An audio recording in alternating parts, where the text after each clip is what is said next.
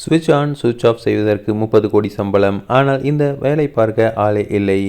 கடல் பயணிகளின் பாதுகாவலனாக திகழும் கலங்கரை விளக்கங்கள் மனித வரலாற்றில் மிக சிறந்த பொருளியல் அதிசயங்களில் ஒன்று. குறிப்பாக எகிப்தின் அலெக்சாண்ட்ரியா கலங்கரை விளக்கம் மாலுமிகளின் உயிரை காக்க எப்படி உருவானது என்பது ஒரு சுவாரஸ்யமான வரலாறாகும். புகழ்பெற்ற மாலுமியான கேப்டன் மொரோசிஸ் எகிப்தின் அலெக்சாண்ட்ரியா அருகே ஒருமுறை பயங்கரமான புயலில் சிக்கினார். அந்த பகுதியில் மறைந்திருந்த ராட்சச பாறைகளில் மோதி அவரது கப்பல் கவிழ்ந்தது. இந்த விபத்தில் பெரும் உயிர் சேதமும் பொருட்சேதமும் ஏற்பட்டது.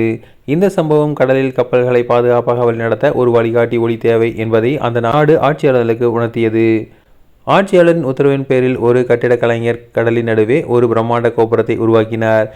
அதுதான் ஃபாரோஸ் ஆஃப் அலெக்சாண்ட்ரியா. அக்காலத்தில் கலங்கரை விளக்கத்தின் உள்ளே ஒரு பெரிய நெருப்பு எரிக்கப்பட்டது. அந்த ஒளியை லென்ஸுகள் மூலம் பெருக்கி நீண்ட தூரத்துக்கு தெரியும்படி செய்தன. ஆரம்பத்தில் கடற்கரைகள், பிறகு பாறைகளிலும் கட்டப்பட்ட இவை மின்சாரம் கண்டுபிடிக்கப்பட்ட பிறகு நவீன எலக்ட்ரிக் விளக்குகளாக மாற்றப்பட்டன. கலங்கரை விளக்கத்தின் பராமரிக்கும் கீப்பர் பணி உலகின் மிக கடினமான வேலைகளில் ஒன்றாக கருதப்படுகிறது.